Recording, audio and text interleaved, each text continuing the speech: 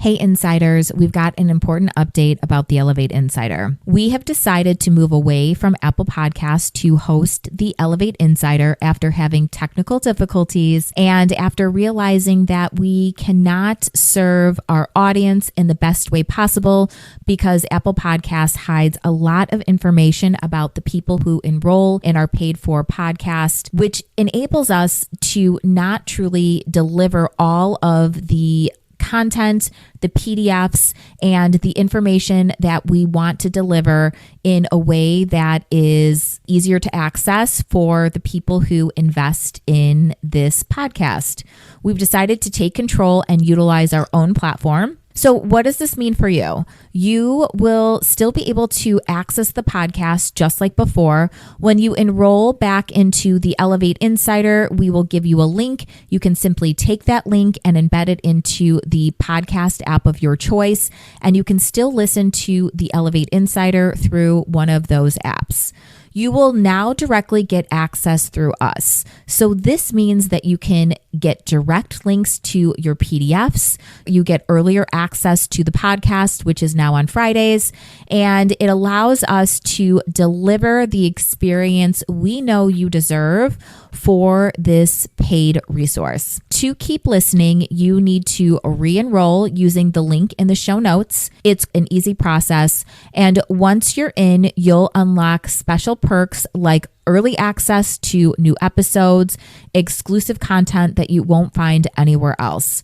So if you want to keep getting the insider strategies that help elevate your business, hit that link, get signed up, and we'll see you inside.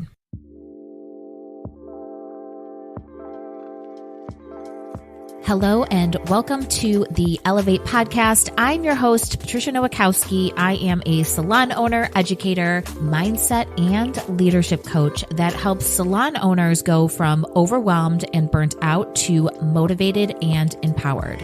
It is my mission to help you systemize your business, generate more profit, and create a career that you are absolutely in love with. Join us every week to learn about the small shifts you can make to elevate your business regarding mindset, marketing, social media, business systems, and so much more. I'm so excited for you to listen to today's episode with fellow salon owner Lena, the owner of Herrera, and Omar Herrera, the VP of Taxco. The three of us have a candid conversation about 1099 versus W-2 employees, tax implications, workers' comp, and so many other things that directly impact your salon every day. To get today's full episode, which includes Omar's interview, click the pause button and visit www.opulentbeautypro.com/insider to get full access. Now back to the episode. Hello and welcome to this week's episode of the Elevate Podcast. On today's episode, I'm so excited to talk to the owner of Herrera Salon in California. Her name is Lena, and we are going to be chatting about misclassification and talking about setting up your business for success, but not only in the state of California, really in any state. There is a common misconception that 1099ing a commissioned stylist is something that is beneficial for the stylist and your business, when in reality, it can really get you into a lot of trouble as a salon owner. And also, it's not as beneficial as you think as a hairstylist. So, Lena, do you want to take a moment to introduce yourself, kind of tell us who you are, where you're from, and what we're going to be chatting about today? Yeah, thank you so much for having me, Patricia. I'm really excited to talk about this topic. So I started my very first salon in 2018, and this was up in Canada. And then I started my second salon in Hollywood, California, where I'm from, a year later. So I had to learn a lot about the laws and legalities of two different countries. And going into a business, I consider myself a fairly new business owner. However, it's been around like 6-ish, 7-ish years. So you start to learn a lot in that time, and you kind of learn as you go. So in California, one of the things that I had to get legit with was the laws. And luckily, I've got an amazing accountant that helps me, and I pick his brain all the time. But I'm noticing a trend, not even just in California, but in other areas where salons are misclassifying their hairstylists. And I think I'm pretty passionate about this topic because we try to be by the book. I think it's important to be. And I'm noticing a lot of other salons out there are not by the book. And I learn about this through interviewing hairstylists. Yeah, so I love this because we learned so much by talking to our fellow hairstylists in our community. And what are the common things that these hairstylists are saying when they're coming to interview with you that are very big red flags for you? First and foremost, I would say 90% of them don't even know that they're working at a salon that's not by the book and that's not running things legally. And so what's ended up happening is hairstylists are used to hearing higher percentage pay rates who are commission artists, high numbers like 50% and 60% being paid out to them as hairstylists. And I think, they're shopping around for a new salon looking to be met at their current commission rates. And when I ask them what type of classification they are, 9 times out of 10, they are a 1099 commission hairstylist, which means that their employer, the owners of their salon, are not giving them the benefits that they're entitled to as employees, which means it's less out of their pocket, the employers, so they can pay the stylist a higher commission. But what this means for the hairstylist is that they're paying so much more in taxes. I'm going to let Omar get more into this when he comes and joins us. But from my understanding, they're paying higher tax rates. Their employer should be paying 50% of their taxes and taxed at a lower rate as an employee than an independent contractor. And your employer should be covering your expenses of doing business. So if you're a stylist that does color, your employer should be covering that color. That shouldn't be an expense to you. And when I've done the math, minus the color costs, in California, it's about 17.4% on top of the commission that we're paying. So you can imagine if we're paying 50% commission just for easy math, that means that the employer is actually paying out 67.4% just off the top, not even including your expenses. So I think it's made it to where it's hard to compete with salons that aren't by the book, and especially if you're just looking at percentage rates. Yeah, I think this is really fascinating because they do make it seem like it is beneficial to the actual stylist. But the reason why the owner is doing it is because it saves them a massive amount of money. And it also saves them kind of the hassle of having to abide by laws and rules because employees are protected. And there are so many more benefits to be an employee in comparison to an independent contractor. Like for us in Illinois, we have to pay for 401k. We have to offer retirement as an employee. And we also have to do paid time off in the state of Illinois. And a lot of other states are rolling this out. So when you are 1099ing someone, you don't have to have those extra expenses. And it really is a disservice to these stylists because they do think it's beneficial. But at the end of the year, when they're doing their taxes, that 50 or 60% commission can sometimes be closer to 35% after all of the expenses and taxes that they have to pay. In California, I would say less because what Omar is going to go over with us is the percentages of a 1099 independent contractor hairstylist. They're taxed at the highest possible tax rate. So he says they could be taxed up to nearly 50%. So the only benefit that I see of being a 1099 hairstylist is you can write off a lot of these expenses. It is like, oh, you can write everything off, but that's why your employer is supposed to cover your expenses, because that's a write-off for the employer and the employee has way less to cover. But he said it can be up to 50% depending on if you're filing as an independent. So right there, that's a huge chunk. And let's just say, let's meet in the middle, because when you're an employee, it's about 30%, but your employer covers half. So you're only taxed about 15%. So let's put it in the middle at 40% if you're taxed at that rate in California as a 1099 independent contractor hairstylist. What does that look like? You think you're making all of this money, but at the end of the year, if you're even that organized and filing your taxes, that's another thing. A lot of stylists that I meet, they're just not that organized. You're going to be paying out a huge chunk of money at the end of the year. So you should be taking some of that money that you get and putting it into a reserve bank account to anticipate paying a huge chunk of money at the end of the year. And not only that, like if you are depending on state, like you need to be paying quarterly taxes. And if you aren't paying quarterly taxes, you also get penalized and pay more at the end of the year. So if you don't have that set up as a 1099, then you are going to pay even more for the work that you're doing. It's kind of a mind fuck too, because when you're getting paid every week or biweekly, your checks are so big because there's no taxes taken out and you're getting that higher percentage. And then again, like you said, at the end of the year, you get hit with this big tax bill. And from my personal opinion, even rental independent stylists here in Illinois, some of them are not prepared. And I see all the time in the Facebook groups, haven't saved for taxes this year, haven't filed my taxes in 2 years because I haven't saved to be able to pay. The IRS does not mess around. Like you can get into so much trouble and it is very hard to be financially organized. And that is the truth. I think that's one of the things that you really need to be if you plan on being an independent contractor. And if you are an independent contractor, you should be paying monthly rent, not making a commission off of services. Yes, exactly. And so that's kind of another trend that you see is employees, leaving an establishment to go open their own private studio. And when they are renting and they are working for themselves, that's when you could be either a 1099 or you could do a DBA or an LLC or, you run your own business. You decide how you're going to classify that. But the same principles apply that you have to be really organized with your finances.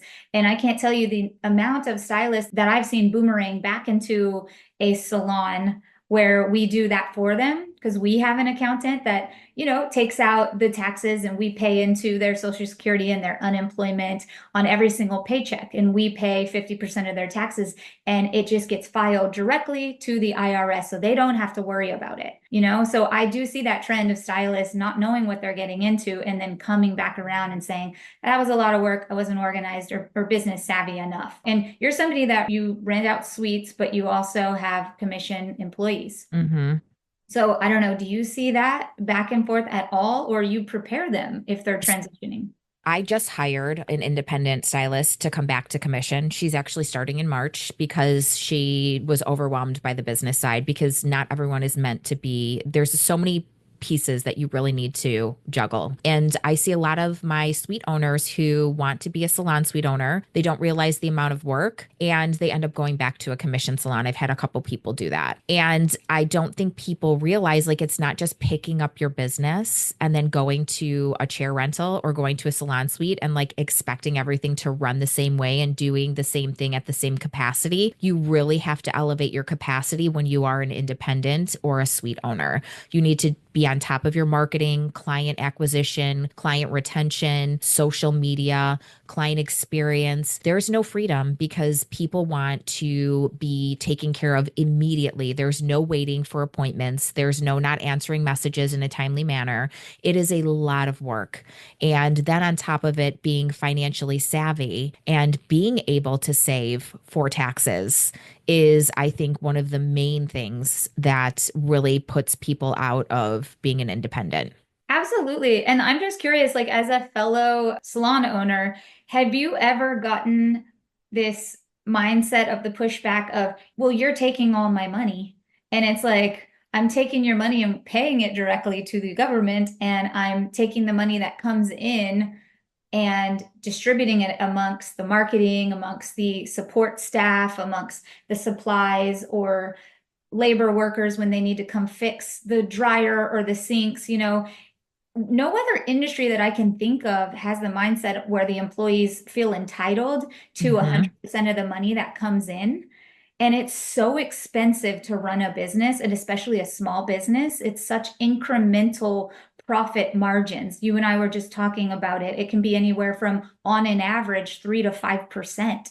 So right now for me, and that's in like our highest month of revenue, which we bring in a substantial amount of revenue. I'm not going to lie, but 87% of my total revenue goes to the expenses of my salon, including commission for my stylist. And right now, most of my stylists, I do a sliding scale, are at 42%. And that's not including their color. So they need to keep their color range between, I would say, 6% to 10%. And that leaves me with about a 3% profit margin on every stylist, which is not a lot. So, really making sure that you do know your numbers and trying to explain that to team members, because they feel entitled. You don't go to Starbucks and the baristas are like, well, I'm making the coffee, I should be making more. It's so bizarre to me that these stylists feel so entitled to, the overall like money being brought in to the business. It is baffling to me because it is so expensive and they have no idea.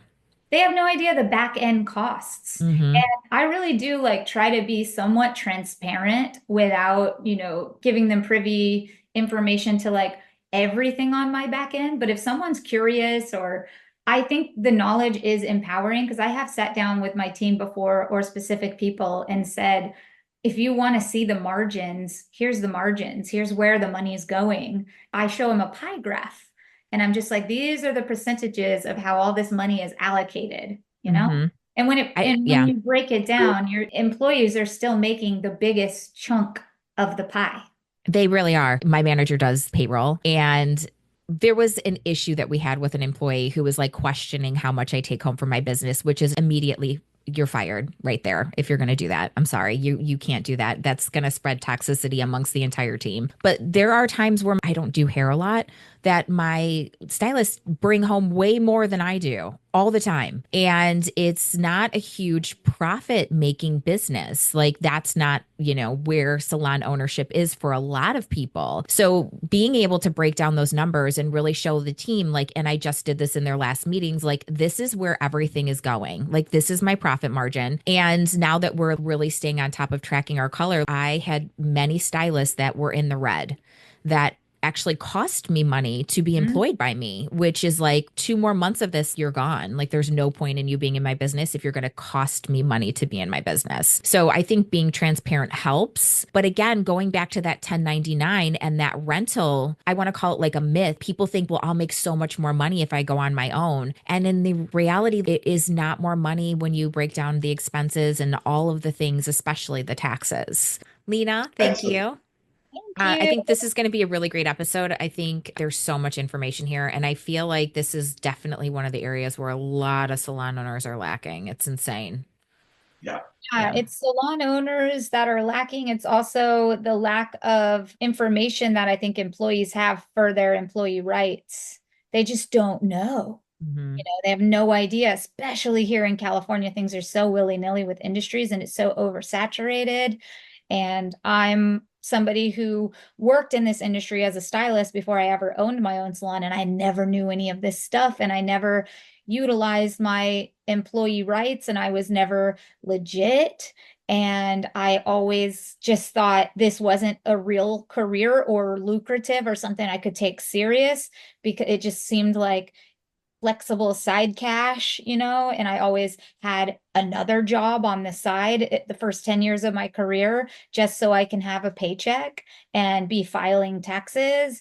But now I'm learning you can have a lucrative career and be legitimate as a hairstylist, but you have to find a salon that's doing things right according by the book.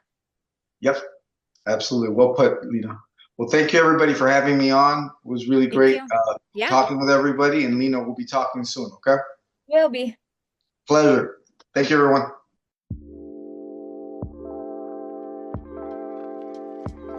Thanks for tuning in to the Elevate podcast. If you loved this episode, it would mean the world to me if you would leave a review on Apple Podcast or wherever you listen. The Elevate podcast is hosted by me, Patricia Nowakowski, and is produced by Opulent Beauty Pro. To receive my free business guides, visit opulentbeautypro.com/free or click the link in the show notes. You can find me on Instagram at Opulent Beauty Pro or at Patricia_Nowakowski. _Nowakowski_OBS. If you love this show, please consider subscribing, and we will see you next week.